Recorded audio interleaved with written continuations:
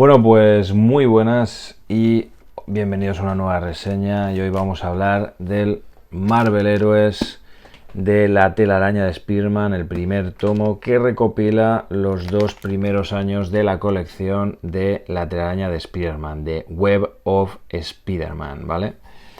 Así que nada, vamos con la reseña. Este tomo recopila del número 1 de Web of Spider-Man hasta el número 24, el anual 1 y 2 de la colección, el de Amazing Spider-Man 268 y material de Marvel Age número 24. Como principales guionistas en este tomo tendremos a Louise Simonson, Danny Fingeroth, Peter David y David Michelinie. Y al dibujo tenemos principalmente a Greg LaRocque, Mike Harris, Jim Mooney, Sal Buscema y Marc Silvestri. Mención especial al entintador Kyle Baker, que está en la mayoría de números, sobre todo los dibujados por Marc Silvestri. A mediados de los 80 se cancela Marvel Team Up en su número 150, para dar paso a la tercera cabecera del personaje titulada La telaraña de Spider-Man. Todo esto decisión de Jim Shooter. Durante esta época en Amazing Spider-Man, que era la principal cabecera del héroe arácnido, teníamos a Tom DeFalco y Ron Frenz, mientras que en la cabecera de Peter Parker, el espectacular Spider-Man, teníamos a Al Milgrom, donde se estaba desarrollando la relación entre la Gata Negra y Spider-Man. El objetivo de la nueva colección se basaría en concentrarse en aspectos más urbanos y en la relación de Peter Parker con el Daily Bugle y los personajes de la redacción, como Jonah Jameson, Robbie Robertson, Joy Mercado o Catherine Cushing. Pero esto se acabó diluyendo. La encargada de poner en marcha la cabecera de Web of Spider-Man sería Louise Simonson junto a Greg LaRocque. Simonson haría un arco de 3 números donde introduciría un grupo de 4 delincuentes que habían robado la tecnología del buitre original, es decir, de Adrian Toomes, para cometer distintos delitos, y al final del arco, como ocurre siempre, el buitre original aparecería para derrotar a los nuevos buitres y enfrentarse a Spider-Man. Mención especial al primer número de este arco, el Web of Spider-Man número 1, donde se daría final a la trama del simbionte, el traje alienígena que Spider-Man se traería a la Tierra después de las primeras Secret Wars. En este número tenemos la mítica viñeta del campanario de la iglesia, aunque como sabemos, David Michelinie junto a Todd McFarlane le darían una segunda vida al traje alienígena con la creación del villano Venom.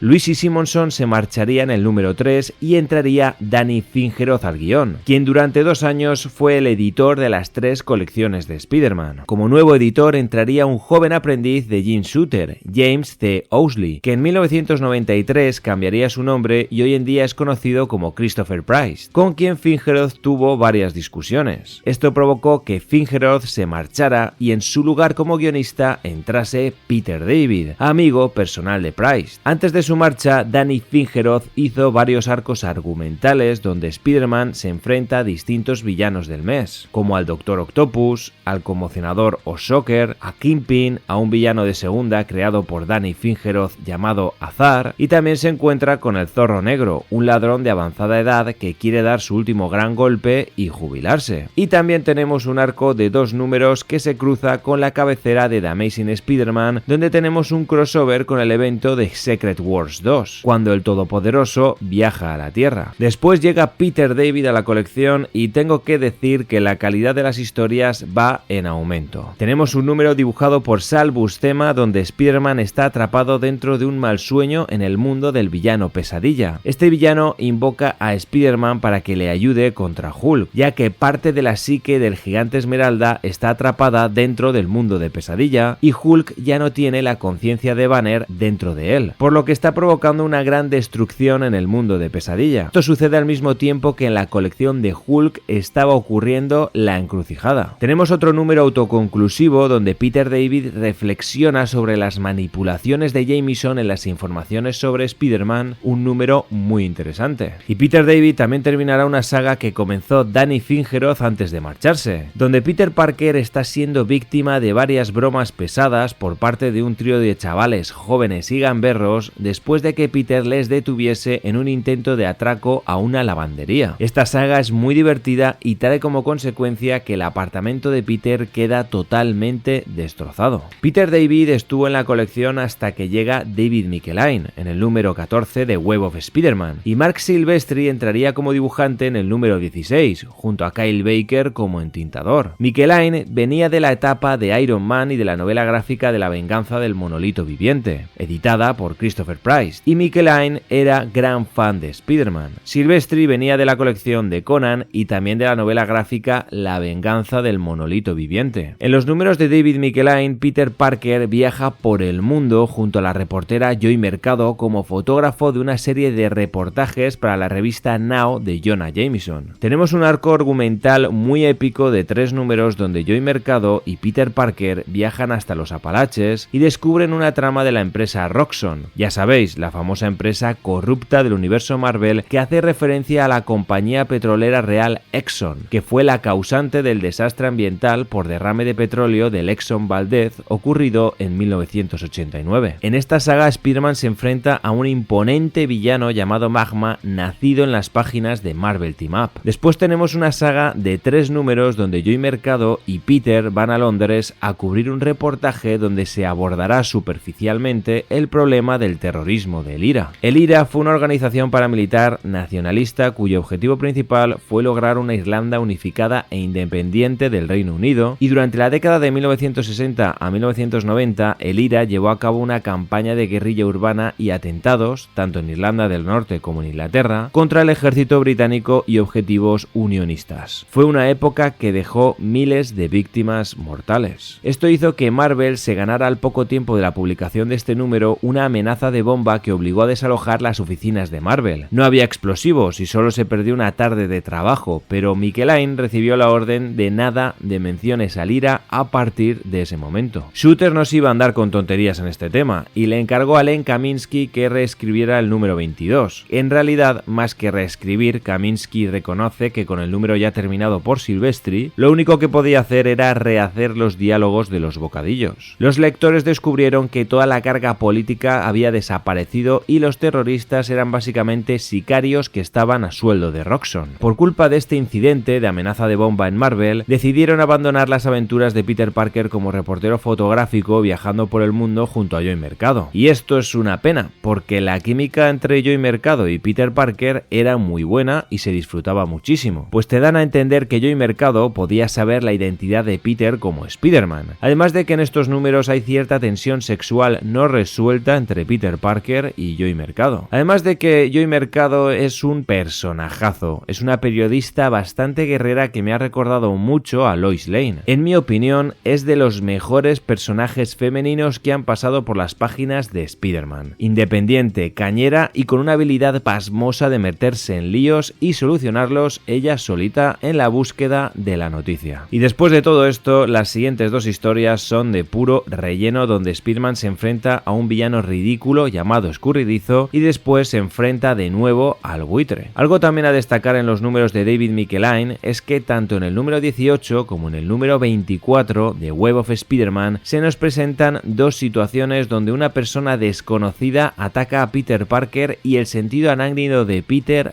falla. Esto es porque David Michelain estaba introduciendo poco a poco la idea que se acabaría convirtiendo en Venom y Eddie Brock. También destaco los momentos entre Peter Parker y Mary Jane, donde vemos cómo poco a poco se va afianzando más la relación entre Peter y MJ, ya que para este momento de la colección Mary Jane ya le había revelado a Peter que sabía que él es Spider-Man, algo que ocurre en las páginas de Amazing Spider-Man en la etapa de Tom DeFalco y Ron Frenz, concretamente en el número 257 de The Amazing Spider-Man. Mary Jane se convierte en la persona de mayor confianza para Peter, alguien con quien puede abrirse, pues Peter ya no tiene secretos con Mary Jane y esta le ayudará aconsejándole, asistiéndole y protegiéndole cuando Peter está en apuros o malherido, fortaleciéndose la relación entre ambos.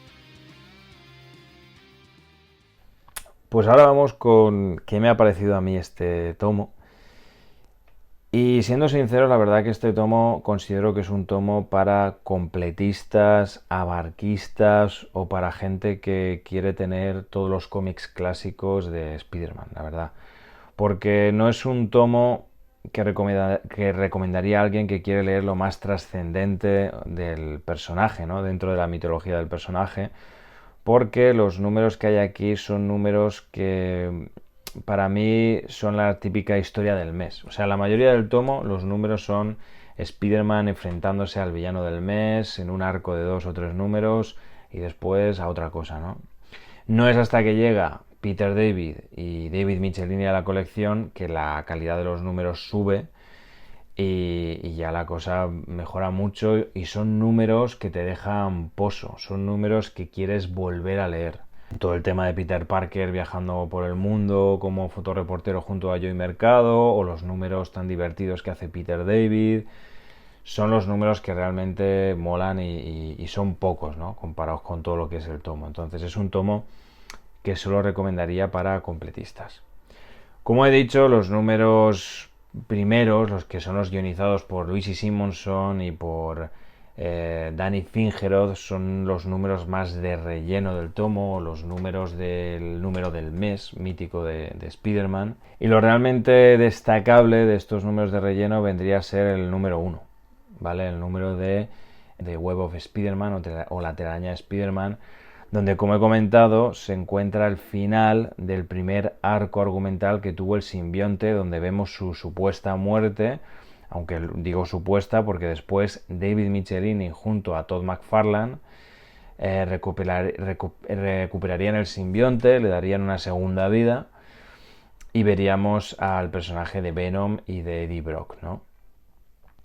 Realmente lo interesante de este número es que tenemos la mítica viñeta, el mítico momento de Spider-Man quitándose el traje negro en las campanas de la iglesia. Que realmente no es tan mítico este cómic por ese momento, sino que las adaptaciones audiovisuales han hecho más épico este momento de lo que realmente es, que el momento está muy bien, ¿vale? Cuando Peter se quita el traje.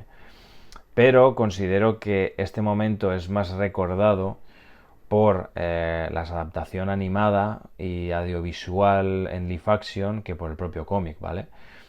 Este momento es adaptado en la serie animada de los 90, cuando adaptan la saga del traje negro, para mí mejor llevado que en el cómic, si me preguntáis. Y ahí vemos cómo Peter Parker se quita el traje negro en las campanas de la iglesia, también lo vemos en Spider-Man 3 de Sam Raimi y también lo vemos en la serie animada de Espectacular Spider-Man, que Peter se quita el traje negro en las campanas de la iglesia. Entonces, yo creo que esas adaptaciones es lo que ha hecho memorable este número. Aún así, el número está realmente bien y para mí es lo que más destaco de este primer tramo de números de aventuras del mes y poco más. Después, cuando llegamos a la parte de, como he dicho, de Peter David y David Michelini, la cosa sube. Y lo más interesante también aquí es la química de Peter Parker con los personajes secundarios. Concretamente, y destaco la química que tiene Peter Parker con Joey Mercado y con Mary Jane, ¿vale? Porque hay una frase que a mí me gusta mucho y que estoy bastante de acuerdo, y es que tú compras la colección de Spider-Man por Spider-Man, pero te quedas por Peter Parker y los secundarios. Y yo creo que eso es lo que pasa aquí, ¿vale? Como he dicho, la relación de Peter Parker con Joey Mercado mola muchísimo, sobre todo porque Joey Mercado es un personajazo. Pero luego cuando llegamos a la parte también, los momentos de Peter Parker con Mary Jane también molan muchísimo. Y es que para este momento de la colección, Mary Jane ya sabe que Peter Parker es Spider-Man. De hecho, ella se lo ha dicho a él, que sabe que su identidad secreta, sabe de su identidad y su doble vida como Spider-Man. Esto ocurre en las páginas de The Amazing Spider-Man en la etapa de Ron Frenz y Tom DeFalco. Y esto lo que consigue hacer es que se afiance aún más la relación entre ambos, la relación de amistad que tenían, y se produce cada vez un acercamiento mayor, porque esto es algo que se explora más en la cabecera de Amazing, pero también Mary Jane se abre de una forma que no se ha abierto a nadie con Peter Parker, a raíz de que sabe su secreto. Y Peter Parker vemos cómo cada vez se abre más a Mary Jane porque ya tiene alguien con quien compartir algo que ha estado ocultando siempre y que le ha estado estresando siempre, ¿vale? Que es su doble vida como Spider-Man. Tiene alguien con quien abrirse, su confidente, es lo que realmente los une cada vez más, que acabará desembocando en que se casen, ¿no? Que anecdóticamente cuento que Tom DeFalco y Ron Frenz tenían desde el principio la idea de casarles, pero en realidad no, porque en el último momento Mary Jane iba a dejar plantado a Peter Parker. Pero ¿qué pasa? Esto no ocurre porque resulta que por presiones editoriales los casaron y crearon un arco de 3 números donde rápidamente la pareja decide casarse en lugar de seguir el camino tan orgánico que estaban haciendo Tom DeFalco y Ron Frenz, porque estaba quedando de maravilla. Cada vez veía ese acercamiento entre ambos, sus diferencias, cómo las resolvían, pero por presiones editoriales, porque los querían casar, pues en 3 números, ¡pam!, casados, ¿vale? Sin más, es simplemente anecdótico lo que quería contar y decir que justamente esto es algo que también destaco, ese acercamiento que tiene Mary Jane con Peter Parker, donde ella, o sea, él se abre a ella, le cuenta o le pide ayuda y ella está ahí asistiéndole, cuidándole, protegiéndole, dándole consejo, porque muchas veces Peter Parker no sabe qué hacer como Spider-Man, cómo todo afecta a su vida, cómo Spider-Man afecta a su vida como Peter Parker, y Mary Jane trata de aconsejarle y de ser un poco su brújula cuando Peter Parker está perdido. Eso es algo que me ha gustado muchísimo. De hecho, hay un número de Peter David, el que he comentado que el apartamento de Peter acaba totalmente destrozado. Pues en ese arco argumental, la casera de Peter Parker, después de lo que ocurre, le dice que o repara el apartamento o se va de patitas a la calle. Entonces Mary Jane hace algo y es que se gasta parte de su dinero que está ganando como supermodelo y le repara el piso a Peter Parker. Y justo cuando Peter Parker iba a hacer las maletas e irse, pues se encuentra que Mary Jane le ha reparado el piso, ¿no? Esto es algo muy emotivo, porque cuando se destroza el piso, a pesar de que digo que es una saga con bastante humor, sí que hay momentos dramáticos, y cuando le destrozan el piso a Peter Parker, pues Peter Parker le dice a Mary Jane, no era gran cosa el piso, ¿no? Pero era algo mío. Entonces es algo bastante dramático y es súper emotivo cuando ella le ha arreglado el piso, ¿no? Apoyando a su amigo. Es algo que me ha gustado muchísimo y me encanta Mary Jane, es lo que hay. Luego, en cuanto al dibujo, pues la verdad es que bastante bien, en mi opinión, ¿vale? Tenemos, como digo, a Mike Harris, a Jim Mooney y a Greg LaRocque, que estos tres tienen un dibujo más clásico, más apegado a la década de los 60 que a la década de los 80, porque estos números son de 1985, pero a mí me gusta mucho el dibujo de los 60, entonces lo disfruto también mucho, ¿no? También tenemos, aunque muy anecdóticamente, a Sal Buscema, un grande que nos dejó hace poco. Que voy a decir de Sal Buscema, dibujazo, y lo tenemos en 2 números, pero mola bastante poder disfrutar del arte de Sal Buscema. Y luego tenemos a la estrella en este tomo para mí, que es Marc Silvestri, ¿no?